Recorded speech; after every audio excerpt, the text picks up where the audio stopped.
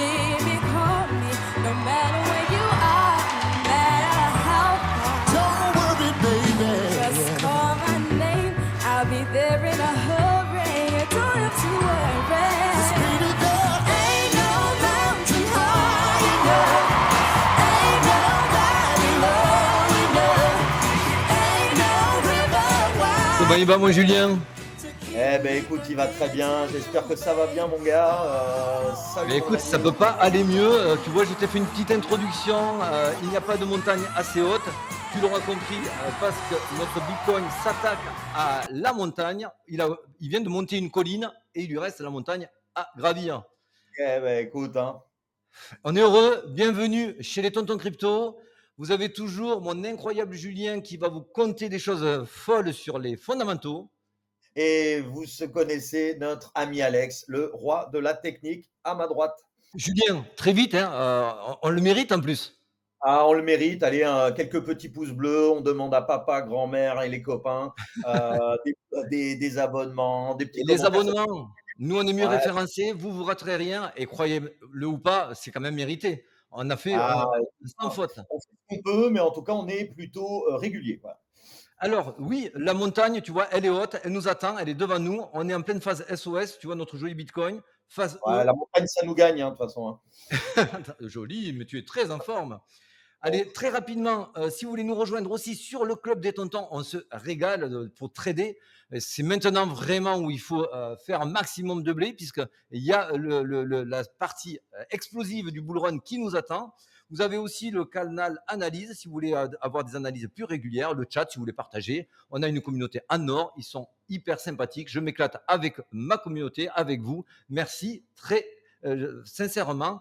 Regarde Julien, ETH, boum, on avait fait le call ici, personne n'y croyait. Allez, 3 TP, bam.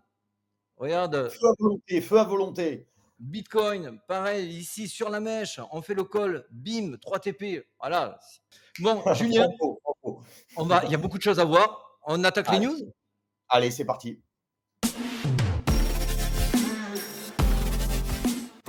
Bon. Qu'est-ce qu'on voit là? Qu'est-ce qu'on voit? On voit des petites pastilles vertes, des belles pastilles vertes. Alors, comme on disait tout à l'heure en off, forcément, on voit des beaux pourcentages, mais forcément, vu que le Bitcoin a pris un petit peu la lumière sur lui, forcément, vous pouvez voir qu'une dominance est élevée, donc il ne monte pas aussi fort que notre ami Bitcoin. Donc, c'est pour ça Et que vous devez vous dire, voilà.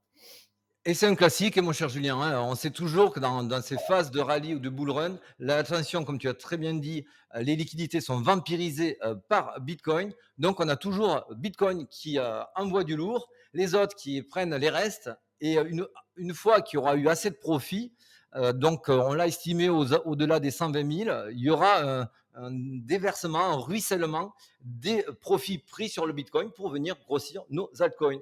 Ah Vous bah, c'est l'avez tout sur à X, hein. C'est le premier post qui est pin. Vous avez tout en détail. Vous comprendrez. Ces phases-là, elles sont classiques. Allez, hop. fait. On a...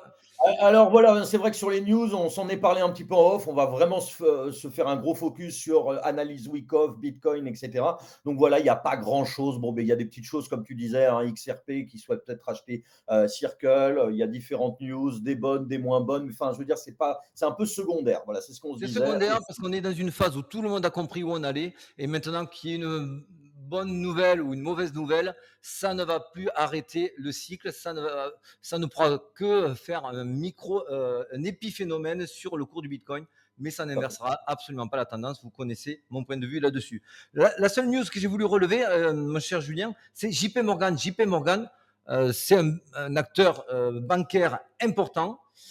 Ah, c'est l'un des plus gros dans le monde, hein, de toute façon, hein. Donc c'est vrai qu'on va pouvoir faire après le parallèle avec tout ce qui est analyse week-off. Voilà, il fait partie du Composite Man, donc de ces grandes institutions qui ne font qu'un, on va dire, hein. C'est ce que dit week-off.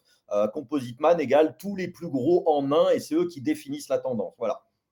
Et ces composite man, c'est eux qui aussi s'articulent sur des cycles de plusieurs années et qui vont construire tout un narratif pour appâter la contrepartie parce qu'ils auront besoin de vendre tout ce qu'ils ont accumulé, mais ça on en parlera en seconde partie, mon cher Julien.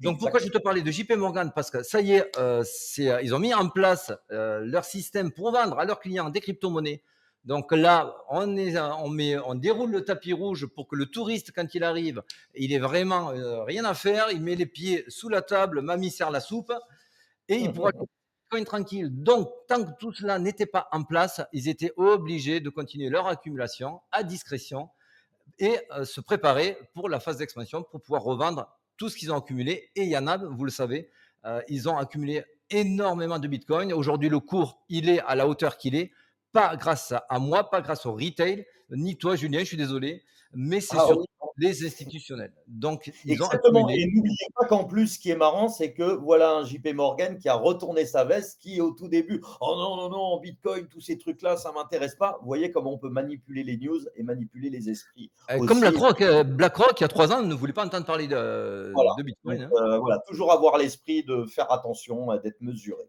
Un petit clin d'œil. On vous avait dit début mai. Vous voyez ici, c'est le Total 3. Rappelle-moi le Total 3, Julien. Ah, le Total 3, c'est Bitcoin, hors Bitcoin et Ether, donc directement, tous les altcoins, tout le reste. Voilà, c'est le market cap, hein. On additionne Exactement. tous les market cap de tous les altcoins. On vous a dit donc début mai, c'était pour nous le bottom des alts. Donc, il fallait acheter des alts à ce moment-là. Vous voyez que depuis ce jour-là, ça suit le tracé. Donc, on est super content. Tout se déroule vraiment au millimètre. Julien, on va très vite parce qu'il y a pas mal de choses sur la seconde Ah, partie, c'est le parti, c'est parti. Bitcoin. Et je voulais te faire réagir là-dessus. Fear It Green Index à 72, alors on vient d'exploser un ATH qui était quand même monumental. Exactement, on est à 72, donc on va pouvoir dire, bah, c'est quand même pas mal. Sauf qu'il y a quelques semaines où voilà, on était plus dans les 90. Là, ce qu'on voit aussi, c'est que sur certains réseaux sociaux, on va dire Twitter, etc., il y en a certains qui voient le top. C'est peut-être pour ça qu'aussi ce Fear and Greed n'est pas vraiment extrêmement greed encore, puisqu'il y a encore des gens qui doutent en disant, bon, ben, c'est bon, maintenant, il faut que ça descende, hein, donc c'est la fin. Voilà. Donc c'est Et, aussi pour et c'est très révélateur puisqu'on se rend compte encore maintenant qu'on n'est absolument pas dans une euphorie totale et un surchauffe. Moi, je tout à m'attendais fait. réellement à ce qu'on soit au moins en extrême grid, à savoir à 75 et légèrement plus. La dernière fois qu'on s'était approché de l'ATH et qu'on l'avait dépassé, on était, comme tu l'avais dit, très vite allé dans les 90. Et Ce n'est pas le cas. est-ce qu'on a entendu les médias? Est-ce qu'on a entendu, voilà, ces nouvelles Rien, ATH de Bitcoin? rien. Non. Voilà. Donc Rien. Et dans la même lignée, on a Buy Bitcoin. Vous tapez ça sur Google Trends. C'est aussi simple qu'efficace et vous vous rendez compte que tout le monde s'en moque. Personne ne fait de la recherche pour acheter Bitcoin. J'ai regardé sur Ethereum, c'est pareil. C'est vraiment un désintéressement total. Tu l'as dit, les médias ne sont pas là. Donc, bien sûr, et ça, c'est vraiment le fil rouge de cette vidéo aujourd'hui, le Bitcoin est obligé d'aller assez haut. On veut pas être, on veut pas balancer de la poudre aux yeux. Mais aujourd'hui, un Bitcoin ne peut pas s'arrêter à 120 000. Il n'y aurait pas assez de place pour vendre à la exact, contrepartie tout ce que le exact. composite man a cumulé. Donc Exactement, voilà. parce qu'il faut bien savoir que ces gens sont tellement puissants et ont tellement d'argent qu'il faut bien qu'ils les distribuent à quelqu'un et pour ce quelqu'un, il faut qu'il y ait la contrepartie, c'est-à-dire quelqu'un en face qui puisse acheter. Voilà. Donc Allez, ça très rapidement, c'était le setup de continuation. On vous l'avait posté il y a au moins 2 semaines de cela. Mais pile, hein, vous voyez, on y était. Certains le trouvent un peu farfelu. Alors, c'est plus compliqué qu'il n'y paraît parce qu'il faut respecter les mèches, etc. etc. Ce qui est intéressant, c'est en dessous, les deux indicateurs de momentum, c'est le MACD. Ici, on voit qu'il a creusé, c'était ce qui nous avait rendu optimistes il y a quelques semaines. Il croisait boule. Donc, on a eu maintenant que la confirmation. On voit que ce bleu-là continue vers le nord, donc on est très serein. On voit aussi en dessous le stock RSI, qui est une version améliorée pour moi du RSI, qui est un peu plus réactif. On voit qu'on pourrait croire qu'on arrive ici aussi en surchauffe en haut, mais en fait, regardez, nous sommes ici. La dernière fois que nous sommes allés ici, c'est à ce niveau-là. Je dézoome. Donc c'est ici. Et ici, en fait, on a eu après toute cette phase d'expansion qui représente à peu près 30% du prix du Bitcoin. Donc je m'attends à quelque chose de cette envergure-là. Pour moi, on n'est pas du tout encore à saturation sur le stock RSI.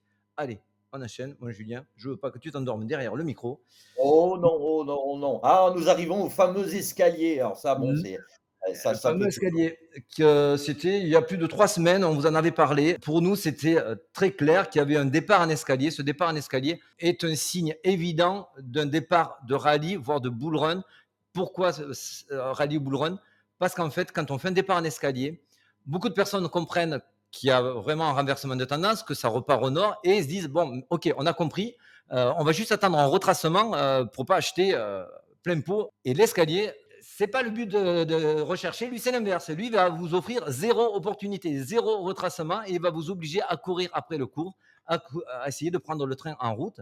Donc ça, c'était il y a quelques semaines. Si on revient aujourd'hui, vous voyez, l'escalier n'a fait que continuer. Et vous le savez, vous le voyez sur X et ailleurs, ils courent tous maintenant après leur bague qu'ils ont vendu à 74, 78, etc. Allez, on continue. Ça, c'était le fameux schéma que tu as parlé tout à l'heure de Wyckoff, réaccumulation. On vous en avait parlé, c'était en février, car pour moi, le top qu'on avait fait en fin 2024, qui était pour moi normalement, bien des mois à l'avance, l'endroit où j'étais censé vendre.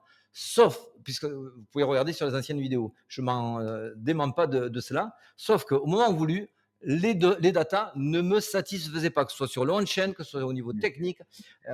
Toutes les datas que j'avais me montraient qu'il y avait zéro surchauffe et qu'il n'y avait aucune raison de vendre. Donc pour moi, on était sur de la accumulation. Quand c'est une seconde fois, on parle de réaccumulation. Donc, on a vu effectivement, depuis que les institutionnels n'ont eu de cesse d'accumuler du Bitcoin, le point délicat était de trouver le spring, puisqu'un spring, vous voyez là, je vous l'avais marqué, il y a une marge d'erreur de 20%, c'est très dur à calculer. On l'a trouvé plus tard, ce fameux spring, ici. Donc ça, c'était il y a exactement un mois, un peu plus d'un mois. Et vous voyez que ça colle parfaitement, mon cher Julien. C'est magnifique. Et c'est clair que là, c'est vraiment cousu main, hein. Là, c'est, vraiment On a précis. eu le LPS. Alors, quand vous avez le LPS et que vous montez au nord, bon, pour moi, le match était plié. Ça veut dire que ça validait la réaccumulation. Vous pouvez le lire, c'est un classique. Un spring, il est validé quand vous avez un LPS et qui n'a jamais été embêté, ce LPS.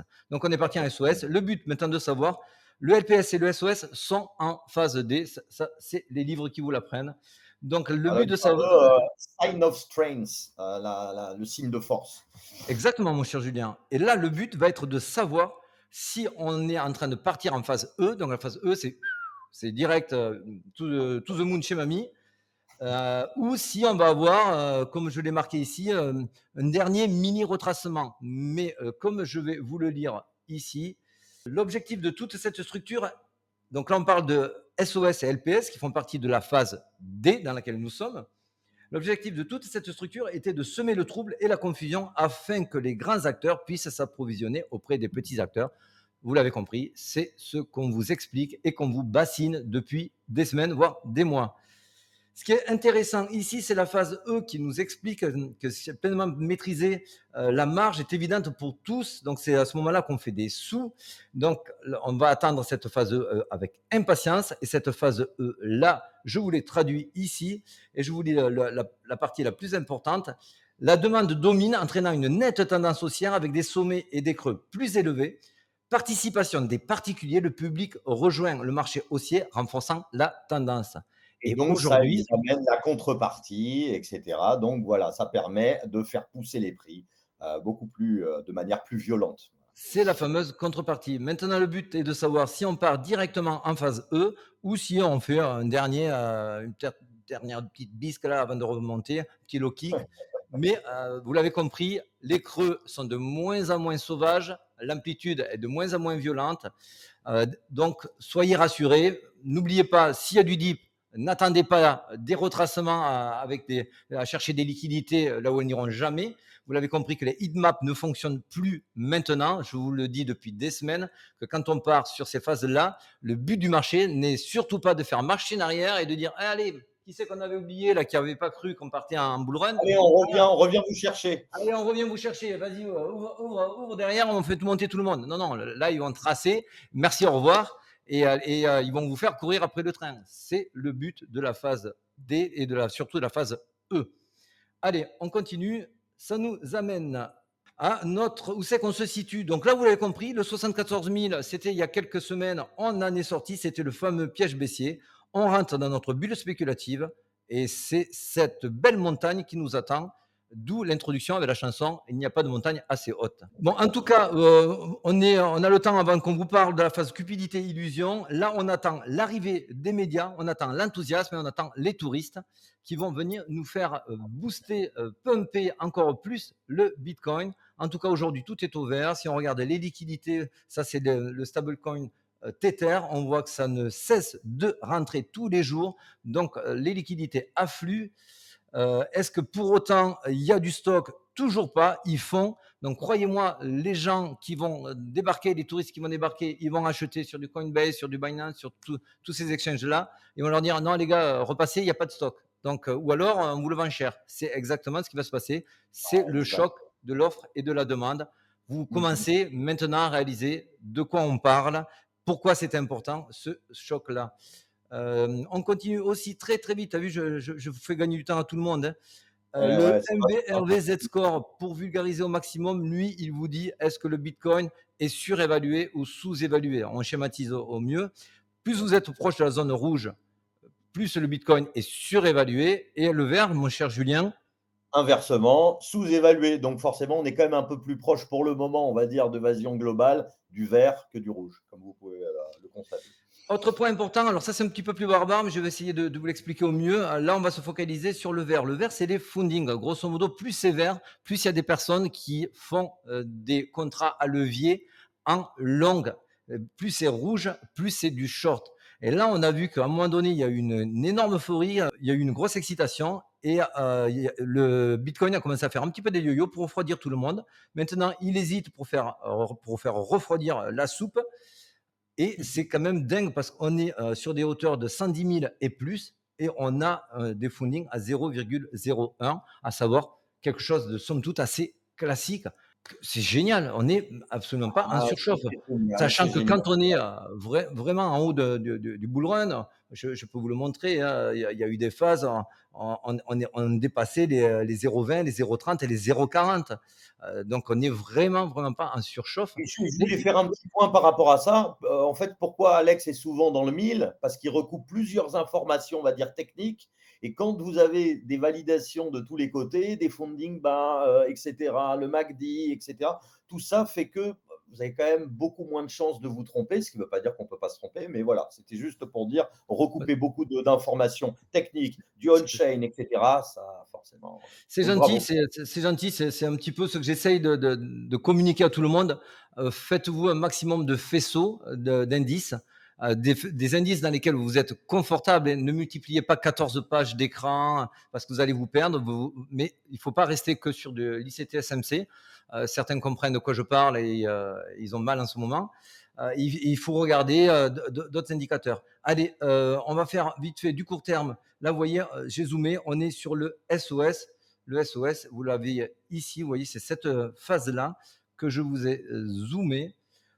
Ça colle au millimètre aussi. Alors maintenant, comme je vous le disais tout à l'heure, si on est en phase D, donc là, on peut s'attendre à revenir sur du 105 000, voire 104 000. Si c'est le cas, allez-y. Des stablecoins, n'en gardez pas trop maintenant. Bien sûr, moi, je garde toujours une limite de 25. Je ne tape jamais en dessous de cela, 25%. Mais croyez-moi que j'ai gardé encore un petit peu sous le coude. Si on part par contre en phase E, on n'ira certainement pas au 104. On risquera à faire encore un petit crochet sur les 108, 109 et continuer notre ascension. Bon, ça c'est un micro détail. C'est pour ça que je ne vous ai pas fait de tracé. Là-dedans, vous avez compris où on va. Pour Ether, c'est encore plus joli.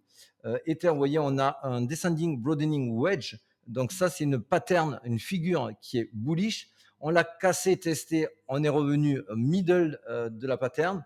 On l'a recassé, on a fait un pullback en testant le breakout et on est en train de valider cette figure. Mon cher Julien, c'est magnifique. Pourquoi c'est très, très intéressant? Je reviens à tout ce que tu disais au début. Si Ether part, n'oubliez pas que si vous avez des altcoins, et cetera, ils vont partir, forcément. C'est toujours Bitcoin 1, Ether 2 et tout le reste, on va dire les plus puissants, donc on va dire le top 10 et après vous avez tout ce qui reste, les projets, Voilà. Ça, c'est une belle indication que tu donnes parce que si vous ne savez pas trop sur quelle halte vous replacer en spot ou en futur, en longue. Sachez que là, maintenant, ce qui doit performer, ça va être les large caps, comme tu l'as très bien dit. Après, c'est les mid caps et ensuite, c'est les low caps. C'est le ruissellement classique. Voilà, mon cher Julien, écoute, j'ai tout dit. On est très, très heureux, hein, on ne va pas se cacher, hein. Ah, très, très, Je d'ailleurs, félicite. d'ailleurs, je remets les lunettes, hein. Ah ouais. Et d'ailleurs, je félicite d'ailleurs toute notre communauté qui nous a soutenus, qui est restée présente, même dans les moments difficiles. Vous voyez, maintenant, les guerriers, on est récompensés. Et sur ce, Julien, je te fais de gros bisous, la communauté aussi. J'embrasse tout le monde, etc. Les gars, on tient bon, Et et on passe un bon moment. Et tu veux continuer à danser là? allez, on met la musique. Ah, ça va. Allez, ciao tout le monde, ciao Julien, la bise. Allez, ciao mon ami, ciao à tous, bye. If you ever